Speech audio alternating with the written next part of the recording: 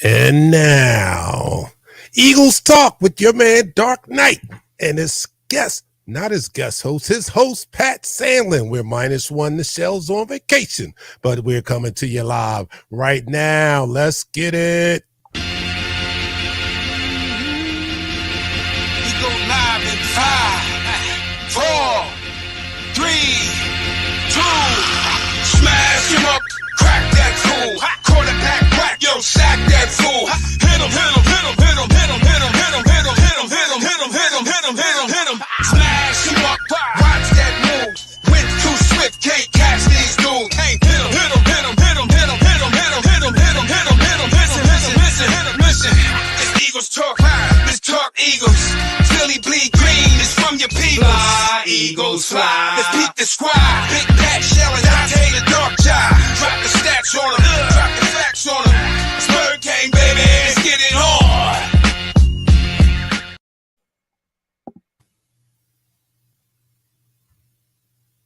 Don't worry about what we doing. We ain't worried about what you doing because it don't matter. I'll worry about Dallas when we play Dallas. All right. Well, you're different than me because I'm a fan. I ain't playing, so I don't. And I'm an Eagles fan at that. So we're not Michelle Obama. When they go low, we go to hell. We go lower. We go to damn hell. So you don't come out and talk about my quarterback. You don't do that. So I'm talking about Janet Freakers. So it doesn't matter in the long run about the ranking. Yeah, it doesn't matter about wins. I'm worried about that. I mean, that's all I'm concerned about. But when the fan base comes at this fan base, you need to understand that we're the Eagles fan base. Hey, fam, it's your man Dante the Dark Knight, and welcome to Eagles Talk, the most unique Eagles coverage show around that's by Eagles fans for Eagles fans. I'm here with my man Pat. What's up, Pat? It is preseason, and we are upon our first preseason game in which we will probably see no starters because that's just what we do now. We don't play starters in the preseason anymore. So, but I'm still eager to see the backups, the rookies, all those guys. I'm eager to see Eagles football in any size, shape, or form that we can get it in. So I'll still be watching the game very intently, and I know you will because you're a big college guy and you're a big talent evaluator and you used to play this game, so I know you'll be watching. Most definitely. I can't wait. It's a game on right now. Like, I mean, I don't want to watch them, but listen, I'm ready for Eagles football. I'm ready to see what this team could do, how good our rookies can play. I'm just ready for Eagle football right now. Let's get it. Yeah, so we are going to get it. But first, we got to do things first. First things first. All right, so you're watching Eagles Talk, the most unique Eagles coverage show around that's by Eagles fans for Eagles fans. And here on Eagles Talk, we talk about our favorite football team. That's the Philadelphia Eagles. And we do so in such a relaxed manner that we enjoy our favorite adult beverage in the form of shots. So for the culture, I don't even have anything to drink. So, I wasn't doing anything anyway, but Pat, you're gonna have to hold it down. I don't even have. I got you. Yeah, all right, you're gonna have to do that but I still need to step away and get something because I can't go a whole hour without sipping on something. So, but anyway, all right, everybody out there, you know the routine, you know what we do. We take shots in honor of our favorite football team, and that's the Philadelphia Eagles. So Pat is doing what are you doing, Pat? Is that tequila? Yes, it is. Tequila. Romantica tequila he's doing tonight. Yes, you guys, let me know what you're doing out there. I know we got some tequila drinkers that are in the room. Richard Layton is the first person in the room. But all right, so everybody, and as always, and I'll put it up on the screen, but as always, let's do it to our Philadelphia Eagles. Down the hatch. 3, 2, 1. You're now listening to the first quarter. So in this first quarter, we're going to talk about the upcoming game. We're going to talk about actually some moves that have been made since the last time we talked to you guys. But first, let me bring in our third co-host, and that's you guys in the room. We don't have a lot of people up here today. What, everybody watching the game or something like that? So Richard football, Boo man, is the first person in the room, and he says, Eagles fan, what's up, Richard? And we know what you're drinking, Richard. You don't have to announce it. It's the Grey Goose and Ultra Light, as he always is drinking when he watches this show. I think it helps him get through the show. I think it helps to get through the show. But we thank you for tuning in, Richard. And we have our resident from down under, John Baptiste from South Kakalaka. He's checking in. Might be black, I might be ugly, but God, I'm here. I hear that. And Mr. Jones just tuned in. Thanks, Mr. Jones just tuned in. This is pretty light in the chat room. We're not used to such light crowds like that, but I'm putting it out there. So hopefully the troops will be joining you guys very soon. We were like 15 minutes late today. Had a little situation had to take care of, but we're here. We're not going anywhere. It's football season. The team is on the practice field. That's all we need. There's no more off season. This is the season. All right. Sure. So Pat, talk about some of those things, some of those moves that took place between last Thursday and this Thursday. What happened? Yeah, so let's see. The Eagles released tight end Dalton King, plays wide receiver. No, that's last month. So yeah, I'm sorry. You were just going over this. I was just went over it. All right, no. So the NFL removed guard John Stills from the commissioner's exempt list as he was acquitted on his trial. The Eagles signed offensive lineman Josh Andrews, waive wide receiver Charleston Rambo with an injured settlement, and release third-round pick linebacker Davion Taylor. Then they agreed to terms. Whoa, big one. Yes. They agreed to terms with linebacker Zach Cunningham, formerly of the Tennessee Titans, and linebacker Miles Jack, formerly of the Pittsburgh Steelers, both second-round picks a few years ago, who had big upside. The most recently, they activated Devin Allen from the active non-football injured list, and they signed wide receiver Johnny King and release tackle Chum Keyford and tackle Trevor Reed. So they're just gearing up. They get the right people in the right positions, signing some features. Some of these guys is getting signed right now, like Johnny King. I believe he's going to be, a practice squad designation or maybe a futures contract later down the road. Devin Allen, I'll be honest with you, this is his last go around with us if he doesn't get things done right and get on, a special teams, a kick returner, punt returner. I don't think we're going to carry him again after the season. No, I don't. I mean, why would we? I mean, he hasn't made a splash on this team. I'm surprised he's in camp. What has he done? He had a big play. He had a big play last year in the preseason. That was it. That was it for the whole year. He had a big play in last year's preseason. That was it. After that big play in preseason, we didn't hear about him again until just now on this show. What are you talking about? So I'm surprised that he's even in camp. But look, what stands out to me is the fact that we cut Taylor. You know what I mean? And not that. That's huge. I was really a Davion Taylor fan, even though he really hasn't had a chance to show all that he can do. I just was rooting for the guy. I liked what I was seeing from camp, hearing from him from camp. He was like athletic, fast. I thought he could be something, and we finally let him go. But in the way we let him go, the conditions in which we let him go is really more intriguing than the fact that he actually is gone. And that's because Nakobe Dean got hurt last week, right? And they had to take a deep look at the linebacker position, which we all thought was one of the weaker units on the defense, right? We thought that it definitely is.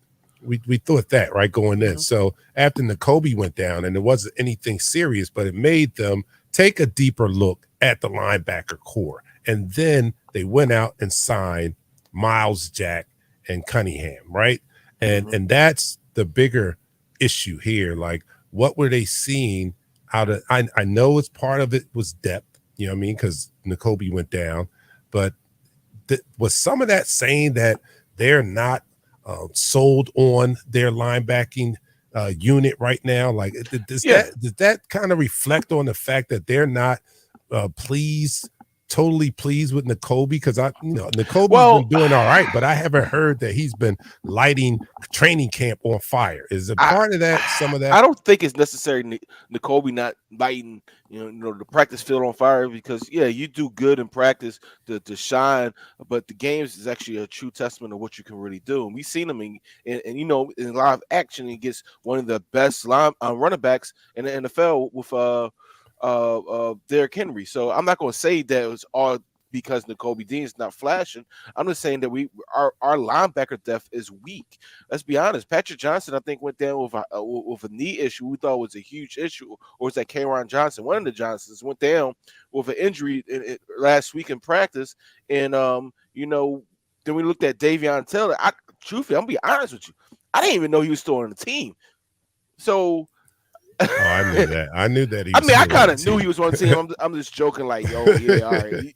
You talking about somebody not making any plays or doing anything for itself for his stock. You got guys like Sean Bradley, who is he's going to be a special teams ace all his career. I hate to say that, and I only wish him the best. But he's going to be a special teams ace his whole career. He's not going to be a starting linebacker. Then you look at what they were doing with the rookie Nolan Smith. They were moving around into the Sam linebacker position, into the weak side linebacker position, just to move him around the formation, to get him into a linebacker position instead of having him as the rush edge. They're going to use Nolan Smith because of how weak our linebackers are right now, like Dallas does with Parsons, which is a good thing. It's a really good not a thing. bad thing. But isn't that what they do with Reddick? Isn't that what they do with Hassan? Yeah, so I mean, the thing about it, let's just look at the logistics of the whole landscape. If this defensive coordinator is living up to what I'm hearing, putting these exotic plays and having these exotic formations, then you're gonna see on the field Hassan Reddick lined up at the rush in, and behind him is gonna be a Nolan Smith, who's both gonna be rushing at the same time, who has the same damn motor but younger. So I mean, if you're gonna have something like that, you got to make sure that your linebacker room is solid. And from right now, from what I'm looking at the depth chart, I mean, it wasn't solid. Like Christian Ellis, yes, I talked about he's a guy to watch, right? He was a guy to watch, and he was flashing. He has been flashing since training camp started, since OTA. So he's solidified himself as a good linebacker. Maybe not a starter, but probably the backup, or maybe he might be the starter. I don't know. The reports I'm hearing is he may be taking Nick's spot. Nick might be the odd man out. I mean, he's still going to get some snaps, but they say Christian Ellis is looking really good. But that's the issue, though. So they brought Nick Morrow in to be the starter, be the starter. Like, you don't bring somebody in to be the starter and he get beat up by an undrafted rookie free agent. So when you think about that in the grand scheme of things, like, I got a rookie free agent. Wait a minute now. That's my pet peeve, man. I love that. I love that. I'm not. This is what I love about this coaching staff, right? I love the fact that they don't play draft politics, and that's what I want my coach to do. I mean, albeit like first rounders, second rounders, maybe you do have to play a little draft politics there. But I'm talking about anybody else's. I want the most talented players on the field. So if it's an undrafted rookie free agent and he outplays a free agent signing, man, put the best player on the field. I don't care about those politics. I want the best unit on the field at all time, and I respect coaching units that do that. We saw that with the Seattle when they got Russell Wilson, right? They had just signed a top free agent quarterback that year, and they drafted.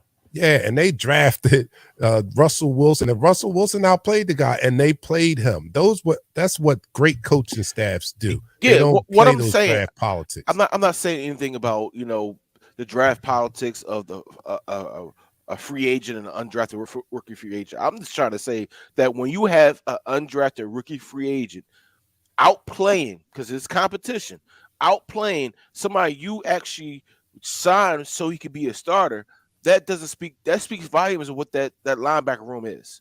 That just speaks volume of what the linebacker room is, right? Because now, if I have a rookie free agent who's taking over this position, I need to create depth, because that means Nick Morrow is not going to start on his defense, right? So you pick up two guys that started last year, when healthy, were one of the better tacklers in his league. Shoot, Zach Cunningham he almost had 200 tackles one year with Houston, right? He's a tackling machine. 6'3", 240. He's a tackling machine.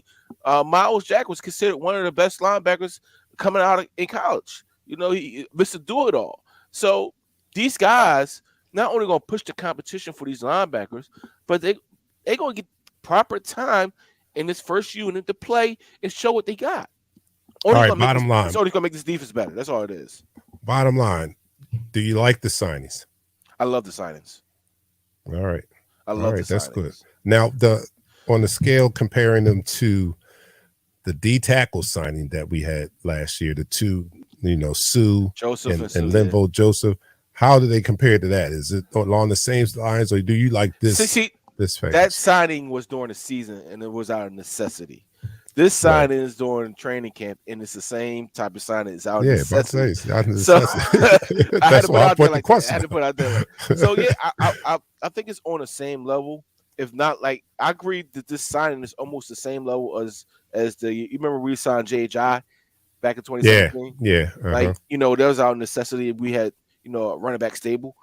It's the same thing here. You got 4 linebackers that can actually play this game. You got Nakobe Dean, Christian Ellis, Zach Cunningham, Miles Jack, Nolan Smith going to be in the mix. That's 5 linebackers. So depending on the defense that the side is running, which we don't know what he's running, you don't know what the first team is, the second team, or third team is.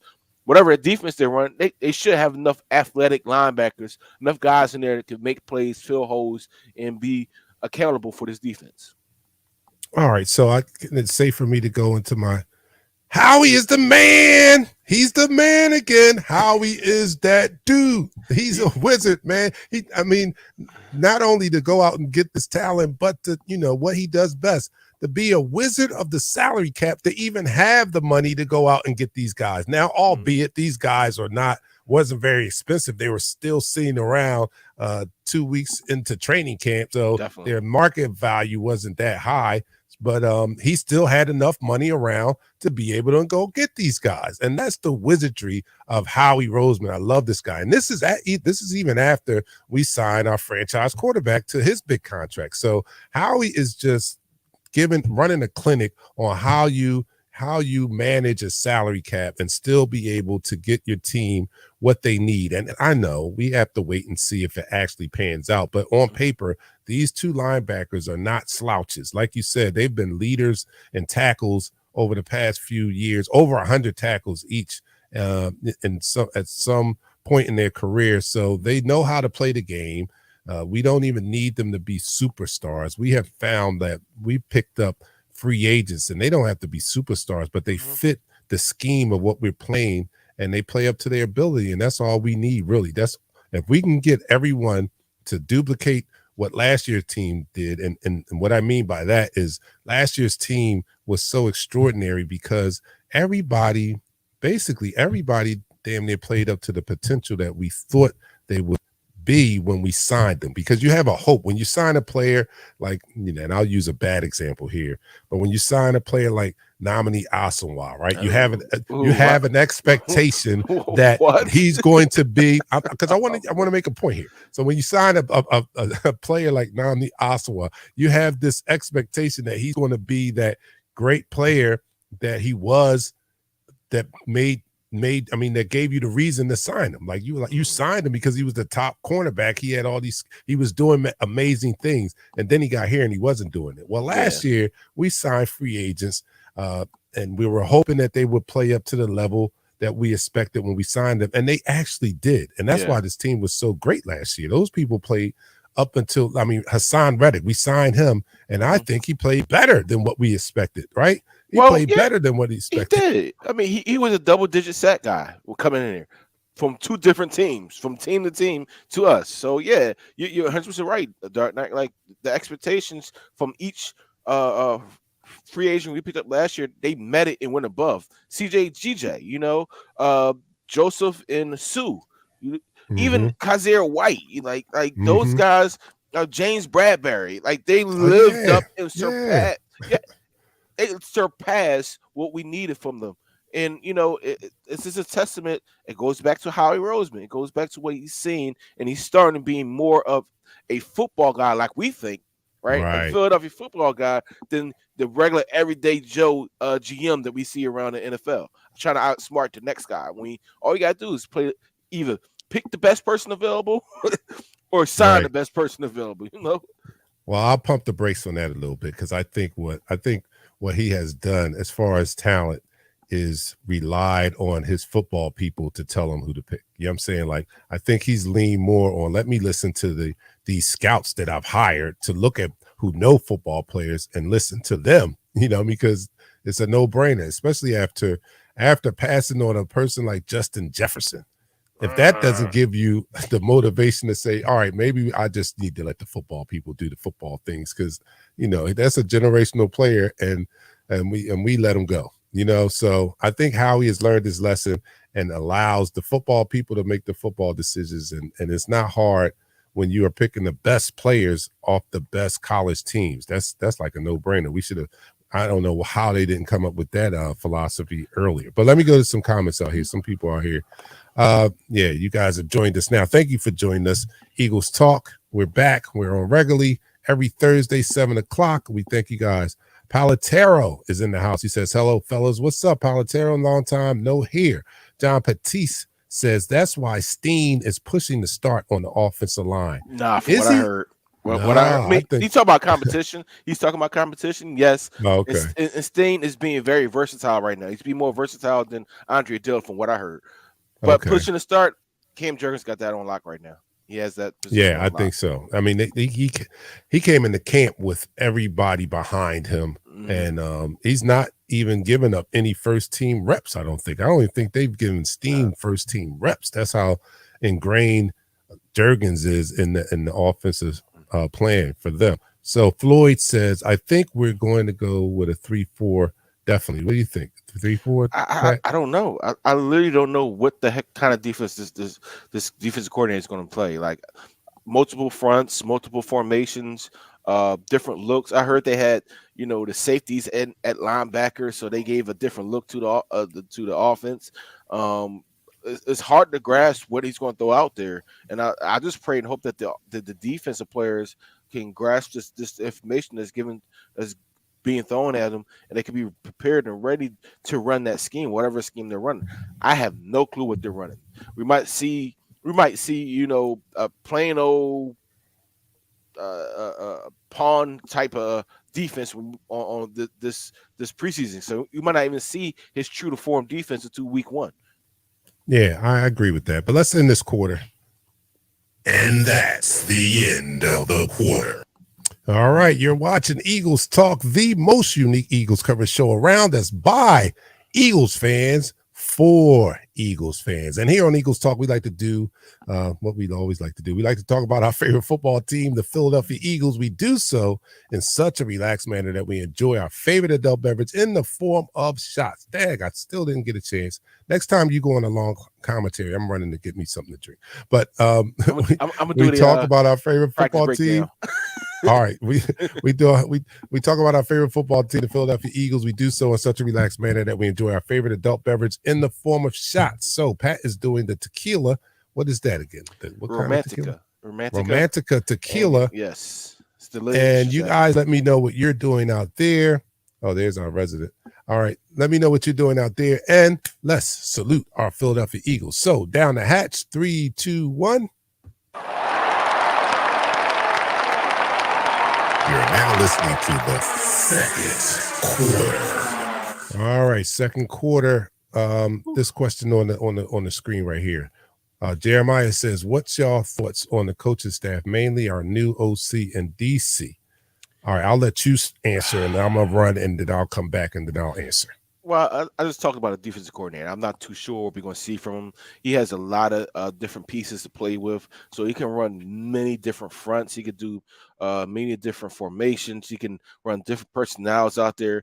And truthfully, I'm not too sure what he's going to throw at us. I know he's going to have a good rotation for the defensive front, but besides that, I think they're going to go more man, tight cover one man with the corners. And from what I'm hearing, Reed Blankenship is playing like a safety possessed. So, he has that position on lock. But besides that, I have no other information about what this defense is going to be playing week 1. But from the offense, I'm hearing good things from the offense, from the running backs catching the ball more out the backfield. Jalen Hurts, for a long period of time, he didn't throw an interception. He recently just threw a pair of interceptions for the first time in training camp. But besides that, Quez Watkins has been looking very good. The offense is looking a bit explosive. So for Brian Johnson, I'm looking forward for him to pick up what our offense did last season, but be a little bit more explosive in using our Mitch Max running backs in the flats, up the seam routes, what my brother used to call a Texas route, which is basically a zigzag route.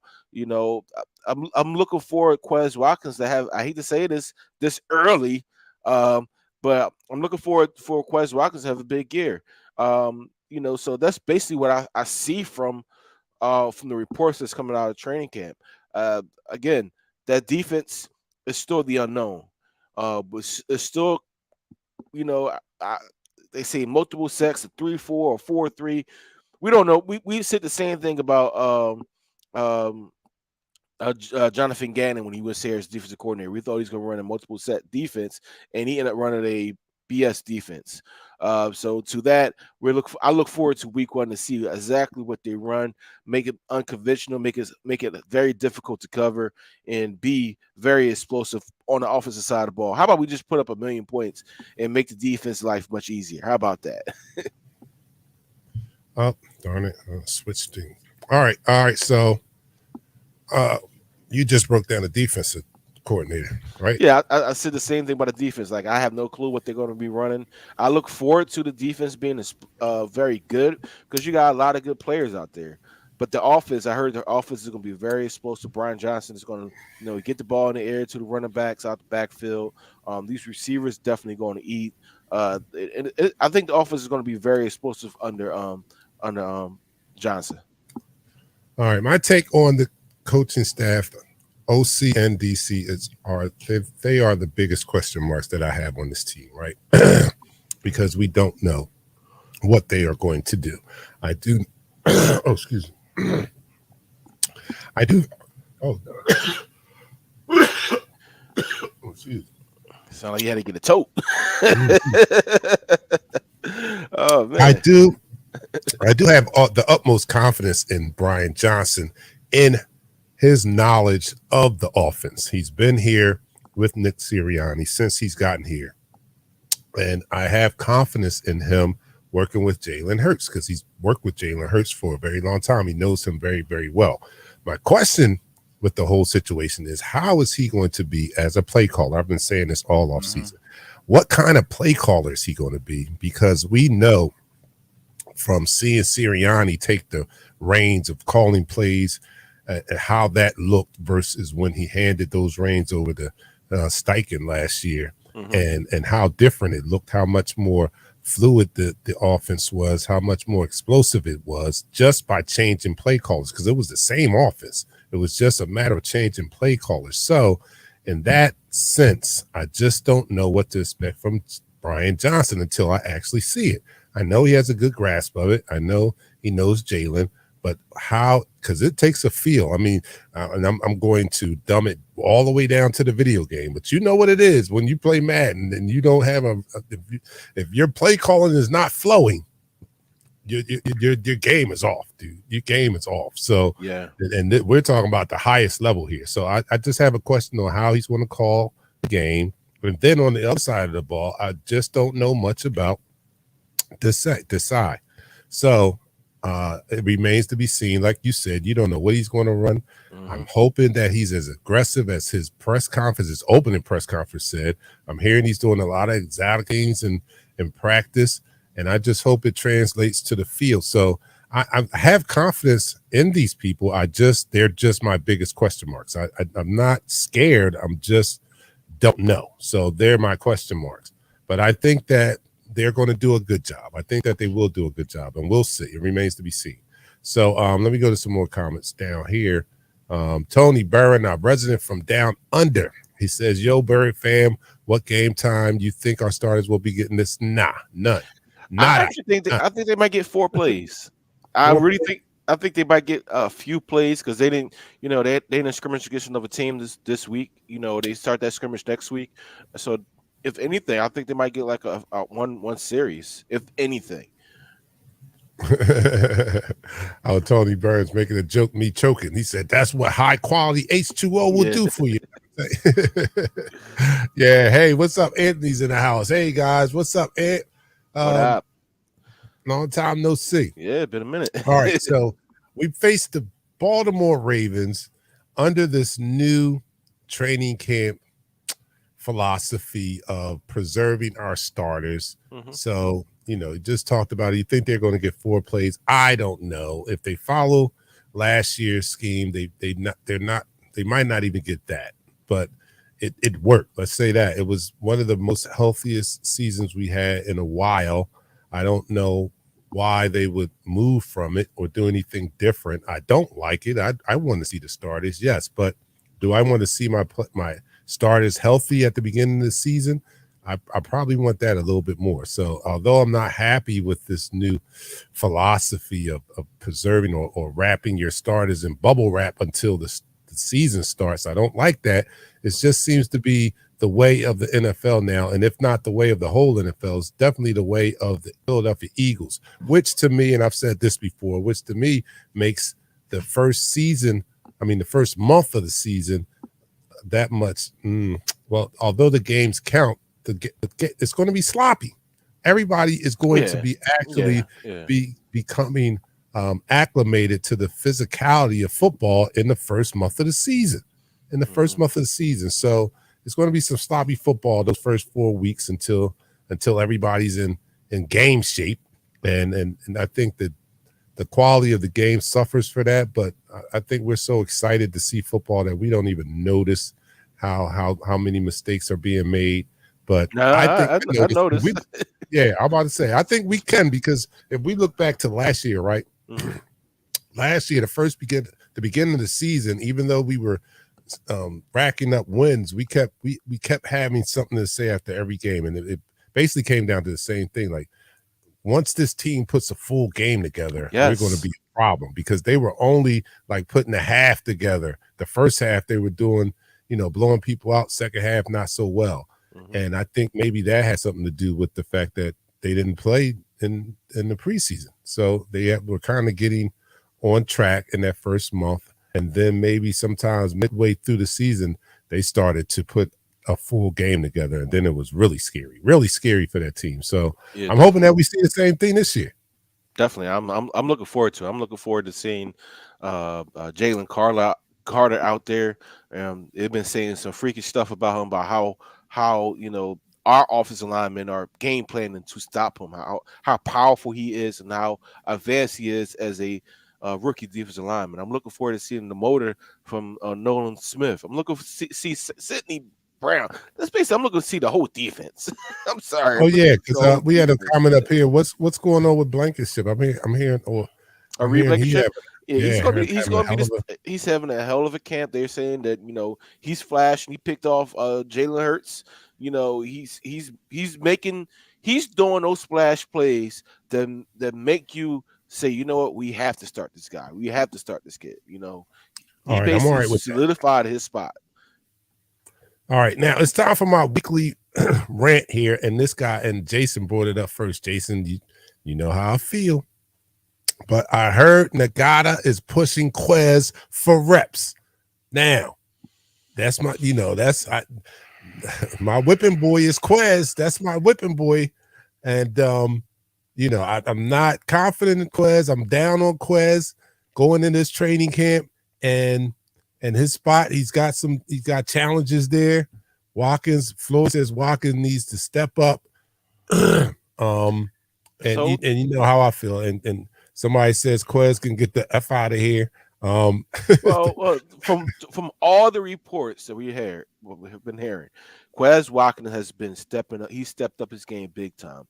He's finishing routes, even though the ball's not coming to him. That was a big thing last year. Him not running full speed throughout the entire route, regardless if he's getting the ball or not. He's been making the spectacular catch, jumping over Vontae Maddox and scoring a touchdown. He's been consistent, which is all we ask for you at slot position. Be consistent. Be good in your route running. When you open, catch the freaking ball. But that Joseph Nada, he's 6'3". He's a big target. They say he's not gonna pull away from a defender, but you know what? He goes up and gets the ball and he makes the catch. So it's a good thing to have this competition because Oz, I'm not gonna say his full name because I can't say his full name. Oz is looking good. He's because he's a smaller slot receiver that can make those plays like a Wes Walker type. So it's good to have competition at these positions because they're only going to push the person at the top even harder to be better than what they were before. All right, so if we're hearing good reports out of camp that Nagata is pushing Quez, then my undrafted offer, rookie free agent, undrafted rookie free agent. So my offer still stands, and if anybody has 2 peanut butter and jelly sandwiches and a tall glass of milk, you can take Quez off my hands. And that's open for negotiation. If you just give me the peanut butter sandwiches and a bigger glass of milk, you can have Quez, and it still stands. So get him now while he's hot. All right. We holding on to Quez too long. I think so too. Quez is Nelson Aguilar at .2. No, Nelly showed up in the Super Bowl. I do think that Quez going into this year is similar to Nelson, as you know, because Nelson in 2016, we were down on Nelson too. Yeah, and then that year we won the Super Bowl, Nelson had, he elevated his game and he played one of his best years in his career. So Quez is in that position right now. He has the opportunity because we're down on Quez. So he has the opportunity to come into this year and really redeem himself. I'm not fascinated or excited about what I'm hearing from training camp because he does that in every training camp. It's when it counts that we're down on Quez about. It's when it counts that he seems to be unreliable and not, he doesn't show up. And I never forget, I always say this, but I remember that one pass that, when the ball was coming to Quez, his eyes were so big, he just looked like the moment was too big for him. And until he can prove me wrong, that's just the way I gotta grow up.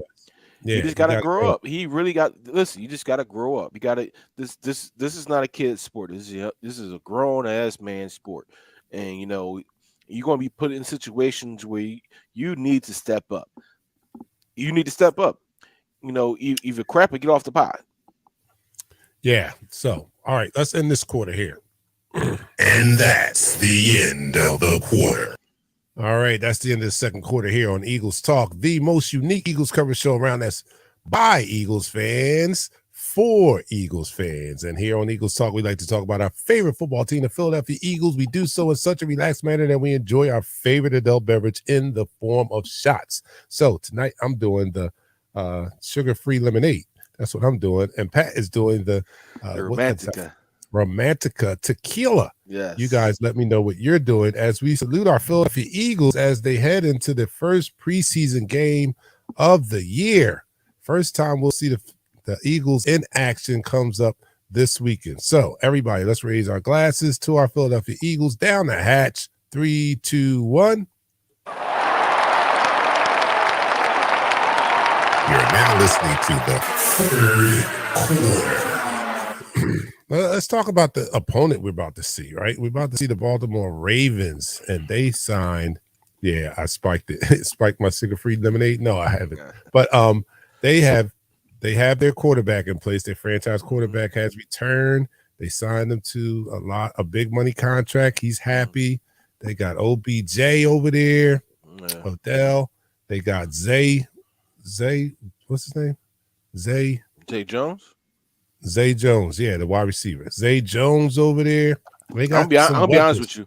I don't know who Baltimore has because I've been more concentrated on our Philadelphia Eagles. Oh, pull it up. You got time. Yeah, pull it up. Baltimore Ravens. Right, but they have some weapons over there for Lamar now, and they're looking to do big things. So I mean, we can't place a lot of value in this game because it's preseason, but I am looking forward to seeing my team on the field, even though we're not going to see the starters for the most part, but I'm still happy, excited to see any type of football, any type of midnight green running around on the field right about now. I don't care if those guys will play the game of spades.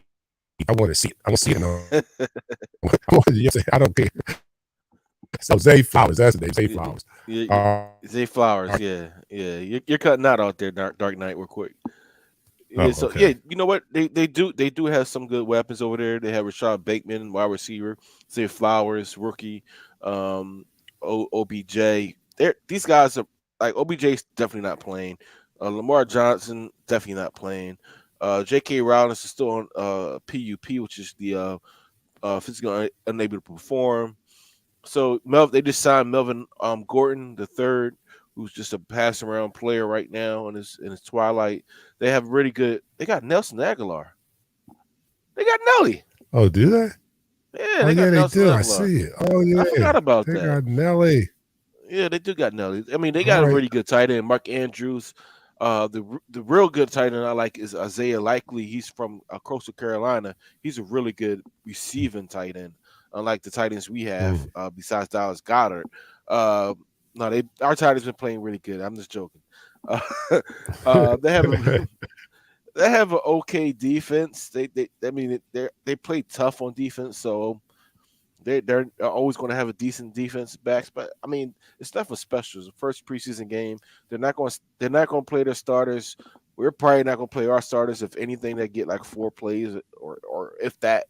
Um, I mean it's good to see Philadelphia Eagle football. That's all I can say about that. It's good to see Philadelphia Eagle football. Yes, it is. I'm happy about that. I'm not going to read too much into X's and O's out there. Just going to look around and see how the young guys are playing. See if they have any potential.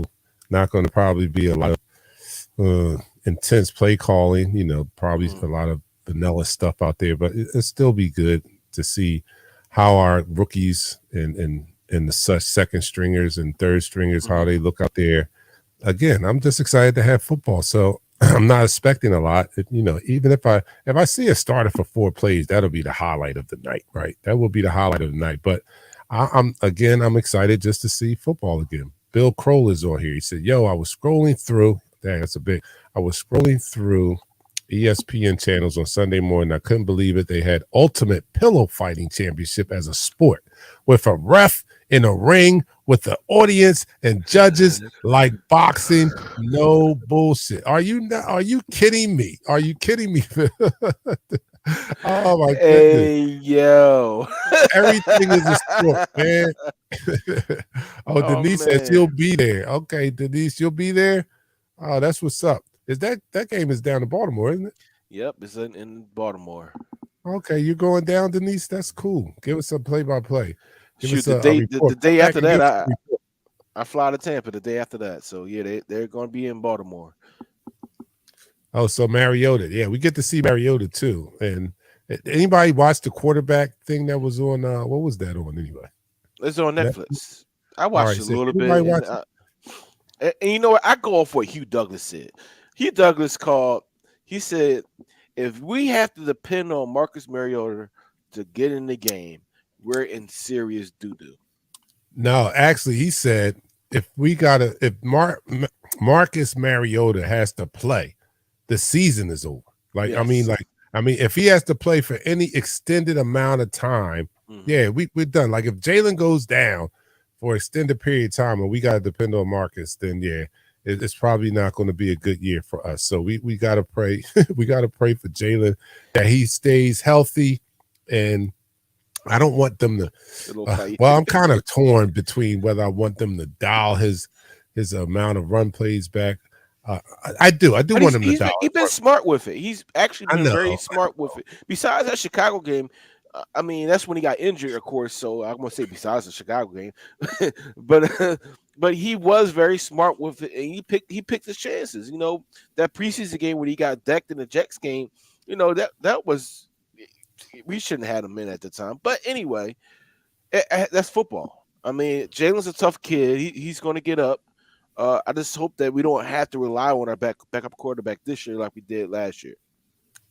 Yeah, and we picked him up in hopes that we picked up a guy like Mariota because he's mobile and we don't have to change the offense too much if he has to come in, right? We can still run the same plays that we ran for Jalen because he's a mobile quarterback and Yeah, run but the his arm RPOs. sucks. His arm sucks. I get it.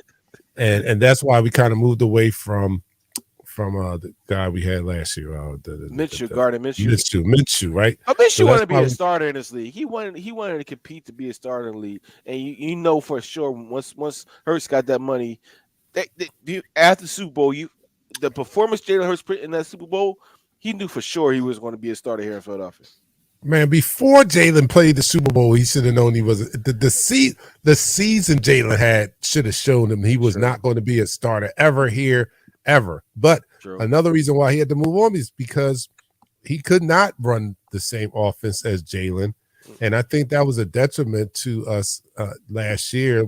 The reason why we lost 2 games while he was in there is because I don't think they changed up the offensive play calling enough to suit what Gardner Minshew does best. I think they continue to run the same offense that Jalen ran, and they've and Minshew just can't do what Jalen does. So hence they signed Mariota, who's a more athletic quarterback who can run RPOs, although his arm strength is not such as Jalen's, but they tried to match skill set to skill set as best they could so that they can keep the same play calling scheme going on when the backup is in there. But hopefully we don't get to the backup. That's the biggest hope, right? Let me go to some comments out here. Jeremiah says we would have a better chance with Cam Newton. Wow. Cam. Listen, I would take Cam Newton if what I'm hearing about Marcus is true. I would take Cam Newton over him. Cam is punch drunk right now. All right, Denise says she's a Maryland Philly fan. She bleeds green. Oh, so you live down in Maryland? Okay. Vincent, you missed our whole spiel on the linebackers. I can't go back over it because I know Pat would like to do that, but he just gave a long spiel earlier in the show. So go back and watch the replay because he did break down what he thought about the linebacking room now that we added 2 new linebackers. Listen, I think those 2 additions are staple free agent hires that Howie does every year to make this team great. Yeah, Bill said no, I can't make this up. He really saw pillow fighting, and until I see it, I don't know, Bill. I don't know. Have you been snake bitten? I see some crazy stuff on ESPN. I see some crazy stuff on ESPN. Though? So I don't know about that's a sport. Not a sport though. Wow. He might have been half asleep and woke up and saw what's that game where they throw the little hacky sack or the cornhole. He might have saw a cornhole and thought that was. I'm joking with you, Bill. You might be right though. All right, so weird stuff. What I am hearing is that Gainwell is maybe the RB1. There is no RB1 at this time. So right now, if you look at the running back room, is Kenneth Gainwell, Rashard Penny, Boston Scott, Trey Sherman, DeAndre Swift, and Kennedy Brooks. Kennedy Brooks is probably going to be released to go on the practice squad. Trey Sherman, depending on what he does in this camp, he may go to the practice squad. Then you're going to have Kenneth Gainwell, who's going to be rotating with DeAndre Swift, who's going to be rotating with Rashard Penny, who's going to be rotating with Boston Scott. Like, he's on the depth chart. Oh no, they got everybody. Oh no, they put. All right, I'm looking at the depth chart on the Eagles website. All right, so this is very, very interesting. It's just a preliminary. They got to put something out there. Before the first preseason game, you got to put something out there because you got Kenneth Gainwell, Rashard Penny. What's that? They all are listed as the first the first running back. They are. Like they have it listed like on every other position. They have first string, then second string, then divine. On the running back position, all 5 of them are listed in the first string spot. There's no second, third, or other. Every running back on this list is in the first string slot. So they are really playing it close to the vest. They're not giving us any indication that there's one better than the other. I was hearing the last report I heard from training camp was Kenny Gainwell was looking like the number 1, and they were putting him in a lot of first string packages. But here on the depth chart on the website, they're playing it close to the vest. This is almost like a Marvel movie, right? They're not giving us any type of clues. You gotta do this. I gotta agree with I agree. Said listen, I like Kenny Gainwell. He is a very unique back, but he's a temporary back. He's not a starter. He's not a guy you can rely on to go through the middle. Same thing with DeAndre Swift. Like Swifty, I love him as a running back. He's a very legit running back in this league. But he kept saying there's a reason why he can't get replaced on the 5-yard line to get that extra touchdown because he's a smaller type back, and that's why we got Rashard Penny. These guys are almost interchangeable until you get to Rashard Penny, who's the bigger back, who's going to get those extra yards, He might have the most touchdowns on his team because of that. He might not have the most yards, but the most touchdowns. Now, Rashard Penny may be your actual starter, Dark Knight. He may be your actual starter. I'm all right with that. But I like Rashard Penny. But to start the game, you can play one game and the next person plays 75% of 85% of the game. Who is the better player? Who got the more game time? Right. This to start the game nowadays doesn't mean anything, right? Back in the day, I'm a starter, meant something. Right now, it doesn't mean anything because you got these guys like, your third string wide receiver who is your better wide receiver or your second tight end who's your better tight end. You remember when we had Zach Ertz and Dallas Goedert, right? Zach Ertz was a starter, but Dallas Goedert was the better tight end at that particular time when Zach Ertz started getting injured, right? So this rotation is paramount how this offense is going to be ran and how maybe unstoppable this offense can be. All right, somebody had a good point up here. What's going on with the special teams? Now I'm looking at the depth chart, and it's not. I mean, it's nothing that. This is interesting. So they have Brenton Covey listed as the first string punt returner. Guess who's the second string? Devontae Smith. Yeah, he's not going to return. Devontae Smith is the second string punt returner on this depth chart that I'm looking at. Third is Quez Watkins. And then fourth is Greg Ward. I don't know how that is going to play out once the season starts, but it's interesting to see that, to me anyway. And the kick returner is Boston Scott, first string. I'm okay with that. Brenton Covey is the second string, and Kenneth Gainwell is the third string. And Quez Watkins is the fourth string. Which not a lot is going on the kick returns the way the rule book is now. I mean, it's almost like taking the kick return out of the game. So I don't look for anything much from that part of the game, but I am concerned about the punt returning, and I'm not excited about Brenton Covey. No, I'm not. Devontae Smith kind of intrigues me, but do I really want my top 100 wide receiver back there returning punts and putting himself I don't way? Again, this is preseason. They have to put a depth chart out, and I think this is just that, because he hasn't practiced at punt return or kick return all this whole offseason. It has been Brett Covey, Boston Scott, Oz, Quez, and who was the kid? Actually, AJ Brown was back there one time, right? It has never been Devontae Smith back there, even though he can do it. They're not going to put their top two guys out there. They're not. I'll be honest with you. They're not going to put their top two guys out there. Well, I'm glad that they don't. They shouldn't. All right, come on. So we're going to end this quarter here. We got one more to go. And that's the end of the quarter.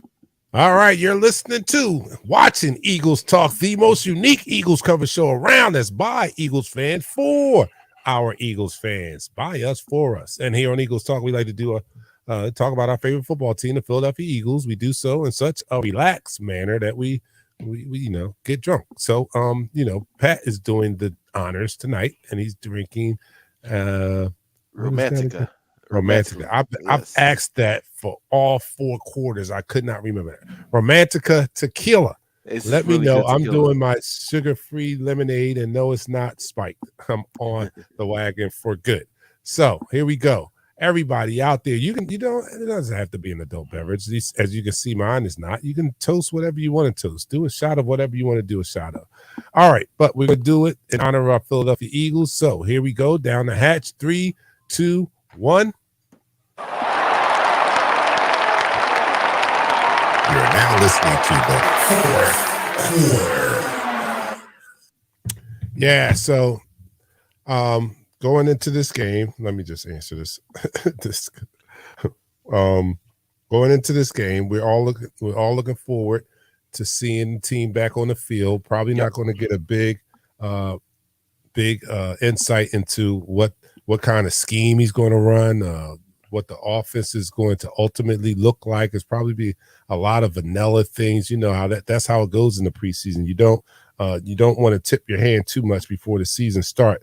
So we're probably going to see a lot of vanilla stuff. So you're just going to have to take and enjoy the fact that we're seeing the rookies and the free agents on the field.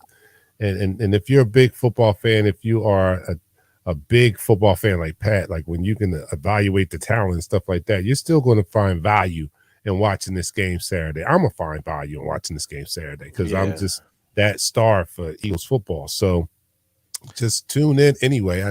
I have to tell you guys to tune in to the first preseason game. You don't think we probably won't see Lamar either, huh? No Lamar, No, definitely no no Lamar. OBJ, Heck none of no. that. You're not gonna see Lamar or OBJ during this whole preseason. You should not even see them during this preseason because they're coming off these terrible injuries. Like Lamar couldn't finish the season out last year. OBJ came off an injury to ACL towards ACL in the Super Bowl. Like you're not gonna see these guys that's nursing, that's coming back from certain injuries in this game. Not at all. Yeah, Truth, you're right. truth be told, I don't think we should see Jalen Hurts. I would love to see the first team out there to see what happens and see what they can do. But I'm looking forward for our backups. I'm looking forward to the tight end battle between Jack Stall, Greg Kankatera, Tyree Jackson. I'm looking forward to seeing what those guys can do at tight end. I'm hearing that Tyree Jackson is catching everything that's thrown his way. He's been targeted because Elliott short parts keep stats on everybody. Out of 10 targets, he's caught 7 passes. And he has one of the 3 touchdowns for the tight end. So I'm excited to see what this depth can do in this preseason game. Yeah, I am too. I'm excited to see that. You're right.